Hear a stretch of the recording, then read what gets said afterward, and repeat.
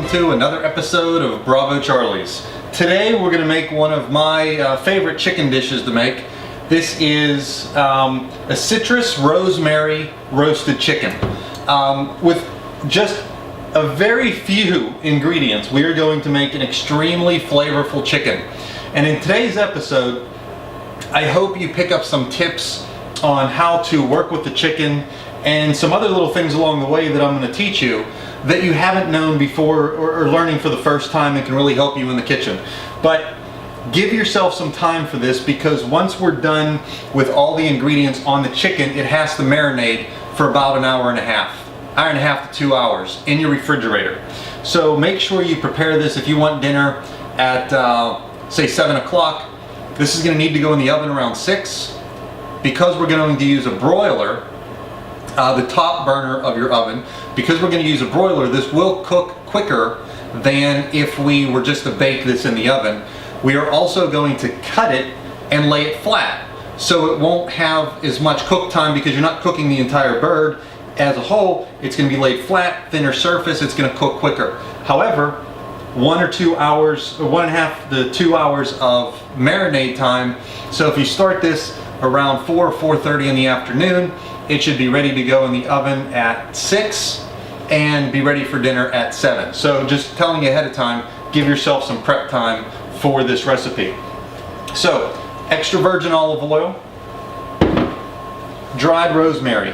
Now, being that it is only the beginning of May, my herb garden is not growing yet. Normally I would use fresh rosemary if I had some, but by all means some good dried rosemary is fine. A nice orange for the citrus, and a lemon for the citrus flavor. We're going to use kosher salt. We're going to use cracked red pepper, and of course just one whole chicken. This one is about 5 pounds, and that's good. And 1 glass roasting dish. So let's get this all put together, and I'll start teaching you how to take care of this chicken. Okay, so I have brought the camera angle in real tight on this because this is some technique here that you need to learn on how we're going to prep this chicken. So if you remember, let's see, in my first part 1 of my kitchen essentials cooking tools, I talked about kitchen shears. These are my Pampered Chef kitchen shears. I don't know how long I've had them, for years, and they still stay sharp every single time. So we just need to get the bird out of the package. We're not going to need this stupid thing. Okay, so we can take the neck out. We don't need any of the gizzards or anything like that, so you can take it all out of the chicken. It's not needed for this recipe, but make sure you get it all out. Okay, it's clean, so we're going to rinse it off real quick. And we need to take the spine out of it. Now, this is the spine. Legs, wings, breasts. Here's the back side, and this is the spine. Now there are 2 ways to do this, and I'm going to do one side one way, the other side another way, depending on what tools you have at home. So the 2 different methods for this, one is using a knife and one is using the shears. So for the first side, I'll just use the knife. All you want to do is cut down, cut through the bone. Be very careful, because you are cutting through bone. You will have to use some force, and you don't want to cut your fingers. So as you get down through this, there is one side of it gone. Now, if you happen to have these big kitchen shears, these will work as well. Remember I said they are extremely strong and useful. So you can go through this almost as quickly or as quick as you can with the knife, just by using these very handy kitchen shears. So whichever method you prefer. Okay, so you can see either method works very well. I do prefer the kitchen shears, mainly because it's safer. When you're going down through it with this knife, when you come across This one bone right here, I'm not a biologist, I don't know what bone this is that you have to cut through, I don't know the name of it. But when you have to cut through that with the knife, you have to exert a lot of pressure on there. It would be easy to hurt yourself. So I do prefer these kitchen shears. Once again, I advocate going out and buying a pair of these because you can go through there. You saw it very easily. You can go through there and it's much safer.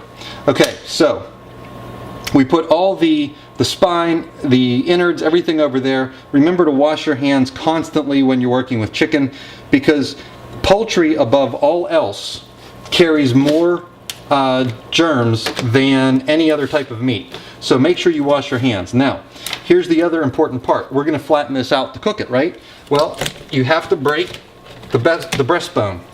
So use your fist, exert pressure, and you will hear, now see it's broken, you will hear it snap.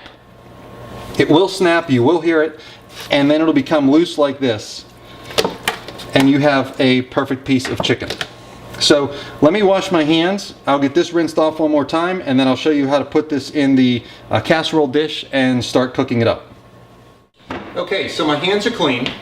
I'm going to try and use these metal tongs for the rest of the prep work here, and I'm going to show you what goes into this, and we're going to need the cutting board too.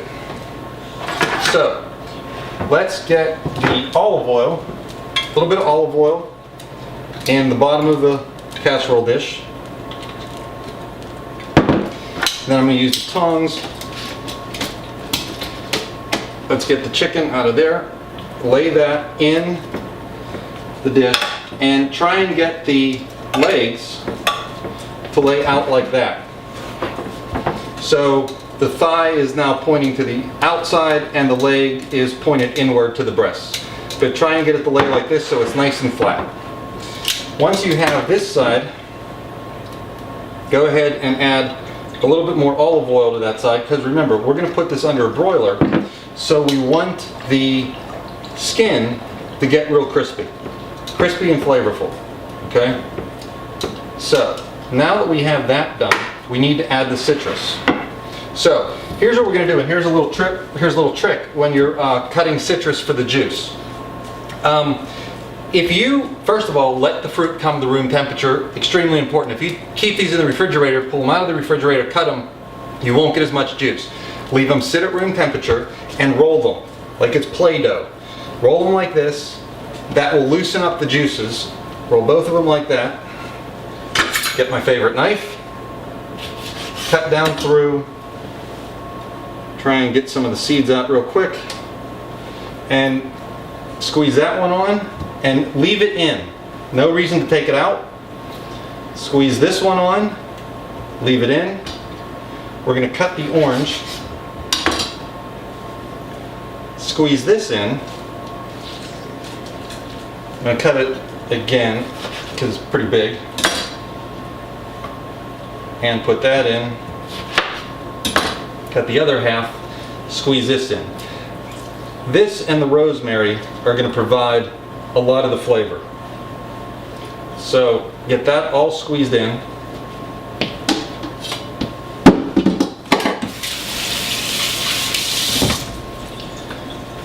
Now we're going to add the seasoning. Remember, it's just 3 seasonings: rosemary, cracked fresh pepper, and kosher salt. You can add a fair amount of kosher salt. Sprinkle that on the top.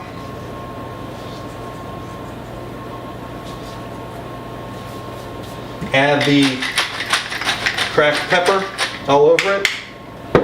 I really like rosemary, so I do add a healthy dose of rosemary. It makes the skin really good. Now, here's one of the tricks that I want you to learn when you're making this. You got to season both sides first of all. So now that we have that side seasoned, I'm going to have to use my hands. Okay, now that we have that side seasoned, we are going to season this side. One hand is still clean, the other hand is all I use to touch the bird. So let's get the salt on here again.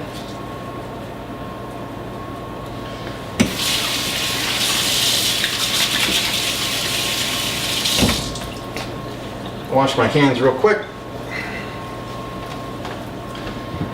Fresh cracked pepper on this side. Chicken can be a little bland, so it's good to give it a lot of seasoning so it's very flavorful. So we squeezed all the juice out of the lemon and the orange. We added the olive oil, we added the seasonings. Okay, so we're going to put the lid on it. It's the breast side down is sitting in all the citrus juice, sitting in the olive oil, and it's fully seasoned.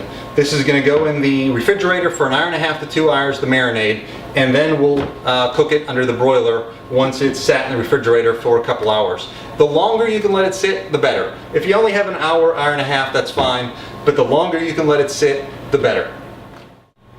Okay, so we're ready to put the chicken in the oven, but this is a critical part that I need to discuss with you first. First of all, we're going to use the broiler. If you have, my oven is an electric oven. If you have an electric oven, you should be able to set the broiler on high or low. If you have a gas oven, most likely you will not be able to. So you want the broiler set to low. If it's set to high, it's going to burn the outside too quick and not allow the inside to cook. So if you can, set your broiler to low. Also, make sure your rack is not close to the broiler. You want it more to the bottom. The rack I'm putting this on is currently in the second position up from the bottom. So if you can see, there's one rack in the bottom, then there's a second rack. This is what the chicken is going to go on. Now, once it's in the oven, we're going to flip this 4 times. So it's going to start cooking the bottom where the breast meat can get all of the juice still cooked into it. We're going to turn it over, cook the top side with the skin up to let that start to get cooked and crispy. We're going to flip it again so it doesn't burn. Let this continue to cook, and then finally we're going to cook it the last time skin side up. So the skin will be nice and crispy. Everything else will be very flavorful because it's going to be sitting in the juices of the citrus and the olive oil and all the seasoning. And we should be done. Total cook time will depend on your oven, about an hour. But this is where a meat thermometer comes in extremely handy. You want to stop the cooking when you hit 165 degrees. So this is a Pampered Chef, cooking thermometer. I'm not going to use this as it's in the oven because we're going to be rotating it so much. However, when I'm rotating it for the 3rd time, I'm going to check the breast meat and the leg meat and see what the temperature is. And that'll tell me approximately how much longer I need to let it go with the skin side up for the final cook under the broiler. So, with that being said, let's get this in the oven.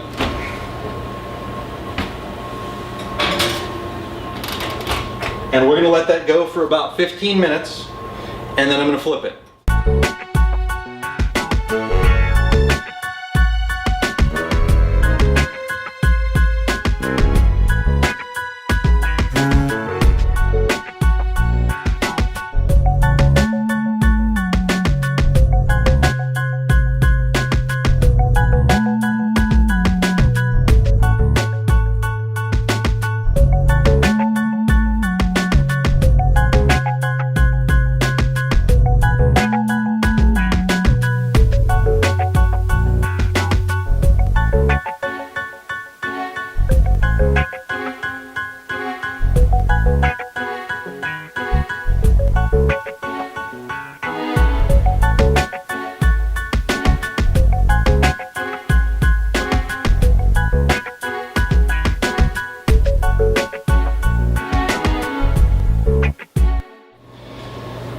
So here we are. Here is our final chicken, nicely cooked, 165 degrees. Skin is charred on top, nice and crispy. Once you let this rest after you pull it out of the oven, the internal temperature will continue to cook for a few more minutes to get it up to about 170 degrees. There's lots of juice in the bottom of the pan to pour over the chicken when you serve it. So if you like this content, please leave a thumbs up below this video. So hit the subscribe button if you want to see more videos, and in the links in the section below, I'll leave links for my Facebook page, for other videos I've done, other information. So please come back and join us again next week for another episode of Bravo Charlie's.